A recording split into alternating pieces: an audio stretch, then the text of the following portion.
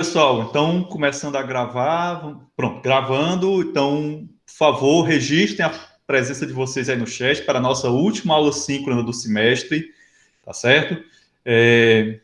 E agora a gente vai passar para os comentários do nosso último quiz, beleza?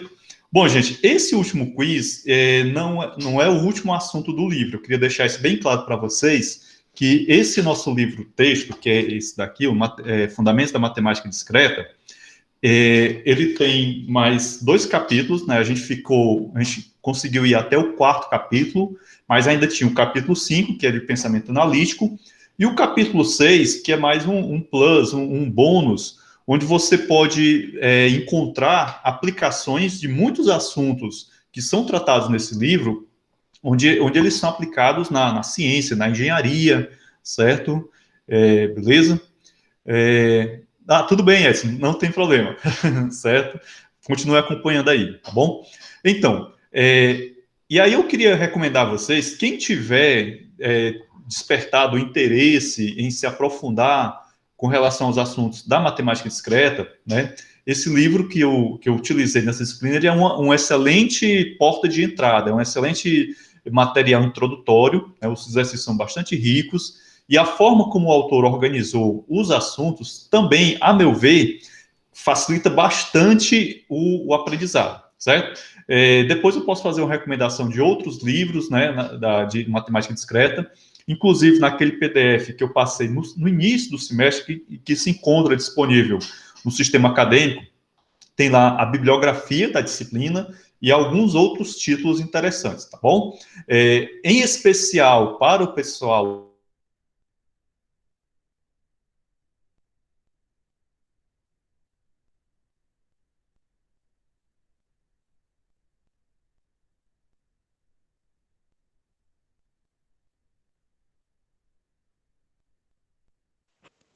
Professor?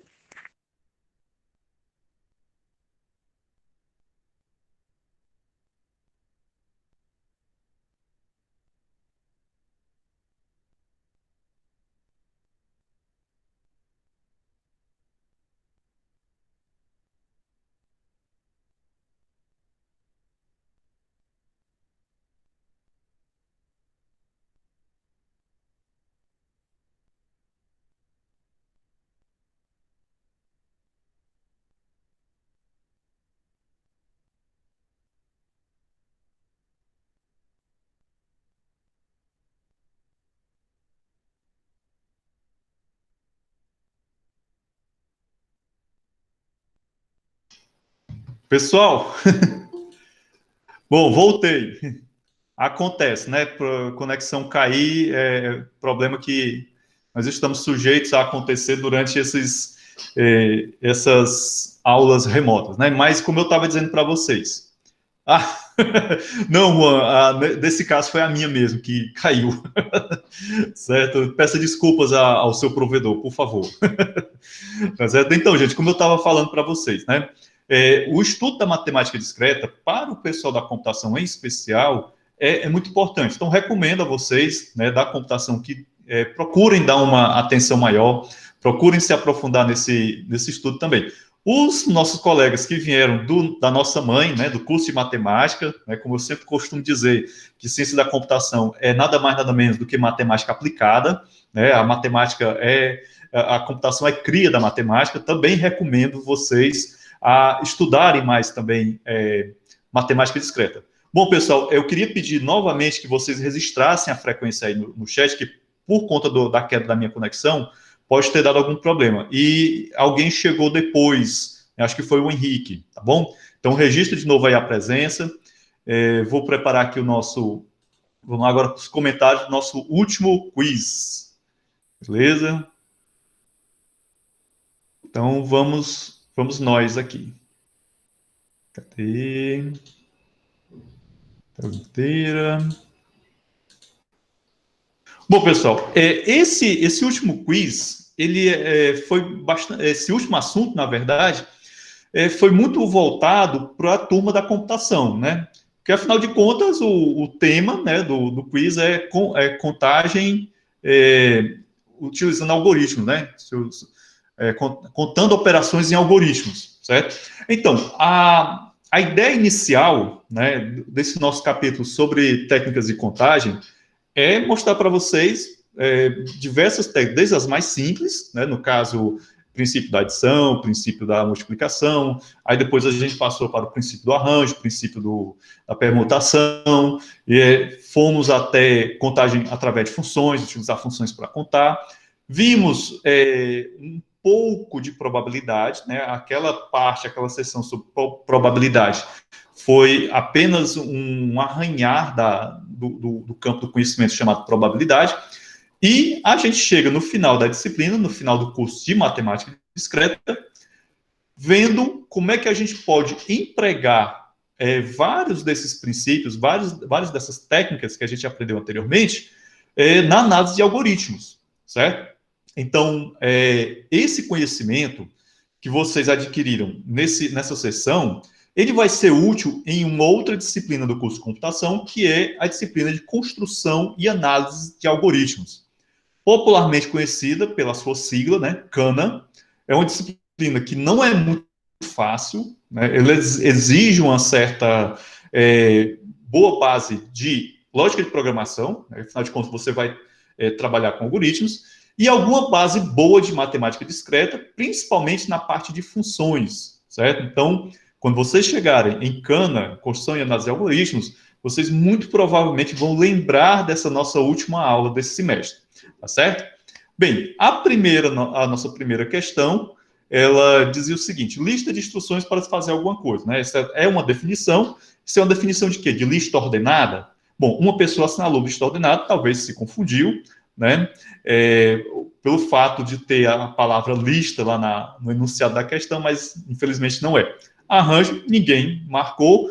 E algoritmo, pronto. Essa é uma definição extremamente simples, extremamente elementar do que vem a ser algoritmo, né? A palavra algoritmo, desde que a inteligência artificial, ao longo dos últimos anos, ganhou tanto destaque na mídia, ela vem sendo utilizada demais. Eu acredito que muitos de vocês já devem ter sido questionados por colegas que são de outros cursos ou outras pessoas que não são da área de tecnologia da informação, sobre o que vem a ser esse tal do algoritmo, né, que todo mundo fala, o algoritmo do Facebook, o algoritmo do Instagram, né, o algoritmo recomendou isso. E aí existe todo um contexto, né, de que a palavra algoritmo hoje está na moda, beleza? Então, se alguém perguntar para você o que é um algoritmo, a maneira mais simples de você responder vai ser dizer que é uma lista de instruções para fazer alguma coisa. E aí vem aquele clássico exemplo da receita de bolo, né? Então, quando eu fui professor de lógica de programação na computação e também dei fundamento de programação na matemática, eu sempre utilizava esse exemplo, né? O que é um algoritmo? Rapaz, é como uma receita de bolo, né? Você nunca fez um bolo na vida, mas você pega uma receita, você é capaz de fazer, se você souber ler, né? Certo? Bom, vamos passar aqui para a nossa próxima questão. Princípio da adição para contagem de operações em algoritmos deve ser aplicado somente em laços de repetição. Olha, a palavra somente aí no enunciado da questão deve ter provocado o deslize daqueles 5 que assinalaram verdadeiro. Não, o princípio da adição, ele não deve ser aplicado somente em laços de repetição. Você pode aplicar o princípio de adição em laços de repetição? Pode, só que aí tem um porém, né? Quando você tem laços de repetição, e vocês devem ter visto isso lá no vídeo de pré-aula, inicialmente, né, se você quer contar quantas operações estão dentro de um laço de repetição, você vai aplicar o princípio da multiplicação, certo? Entendido? Bom, mas se dentro do laço você tem mais de uma operação e você quer contar quantas operações vão ser realizadas, por exemplo, você tem dentro de um laço uma operação de soma, né, soma de 2 variáveis, e logo em seguida uma operação de comparação, certo? Então, nesse caso aí, você tem 2 operações distintas, porém, essas 2 operações, o total de operações vai ser dado utilizando tanto o princípio da multiplicação, como também o princípio da soma. No caso do princípio da soma, será para aquelas 2 operações que vão acontecer uma após a outra, né? Já o total de operações, ou seja, a operação de soma e a operação de comparação, vai ser dado juntando princípio da multiplicação e princípio da soma. No nosso segundo tempo, eu vou abordar isso novamente, certo? Então, no nosso segundo tempo, eu vou reexplicar algumas coisas que eu abordei no vídeo de pré-aula, né? Eu quero dar um aprofundamento em algumas coisas, e também vou falar sobre ordenação, que foi um assunto que está nessa seção do capítulo, porém no vídeo de pré-aula eu não abordei. E também vou trabalhar alguns exercíciozinhos, tá certo? Vamos adiante. Bem, aqui era uma questão em que você precisava efetuar alguns cálculos, né? Seja o cardinal de B igual a 50 e o cardinal de L igual a 20, ao todo, quantas instruções serão executadas no algoritmo? Vejam aí que eu tenho dois conjuntos, né? O conjunto B e o conjunto L. O cardinal de cada um deles está sendo dado ali, 50 e 20. Então, se são essas instruções, elas são executadas de forma não, como é que se diz? Como é que se diz? Dentro de um laço, né? São instruções sequenciais, então você deveria aplicar o princípio da soma para a contagem de algoritmo. No caso, 9 pessoas acertaram, 60% da turma, parabéns, né? A primeira opção seria se fosse dentro de um laço, e aí eu faço um meia-culpa, que o enunciado não está muito claro, né? Quando eu criei esse enunciado, talvez eu pensei assim, não, a galera vai entender que isso daqui são operações sequenciais, né? Certo? Entendido? A segunda e a terceira opção, totalmente alucinadas essas opções aí. Certo? Apesar de que 3 pessoas ainda assinalaram. Tudo bem. Vamos agora para o nosso último... Não, último não, é o penúltimo, né? Para contar instruções sequenciais executadas em laços, é preciso aplicar os princípios da multiplicação e adição. Então, essa questão aí, ela, de uma certa maneira, complementa aquela questão anterior, né? Que, no caso, a opção para ser marcada era falsa. E aqui, agora, a opção correta é verdadeiro, e realmente é como ele está colocando aqui. Instruções sequenciais executadas em laços. Vejam bem, ó.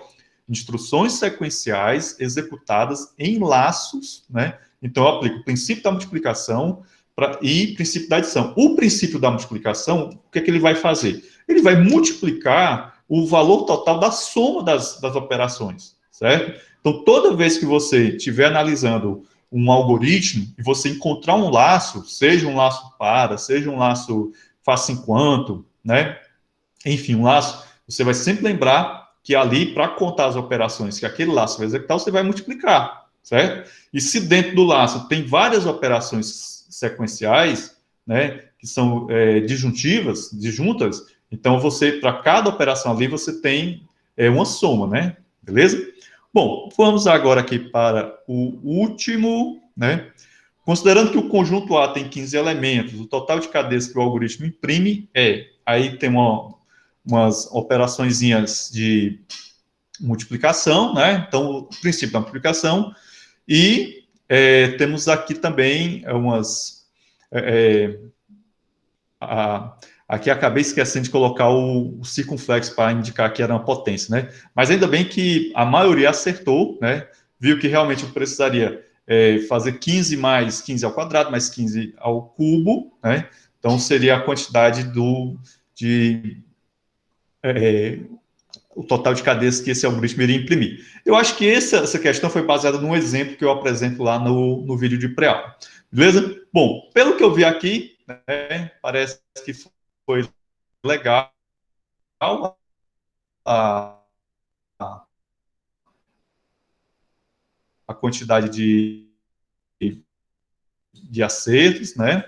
Beleza? Gente, então, já são...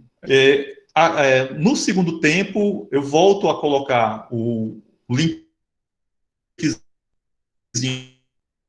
preencho a minha pesquisazinha também, tá certo? Mas isso daí a gente vê no segundo tempo. Bom, gente, encerrar aqui a gravação. Sim, Henrique, vou fazer sim. Não se preocupe, não, no segundo tempo eu vou novamente falar sobre como é que serão as próximas semanas, tá certo? Pode deixar que no segundo tempo eu faço isso, tá bom? E você já vai fazer uma segunda chamada desse quiz, beleza? Bom, então, encerrar aqui a gravação por enquanto.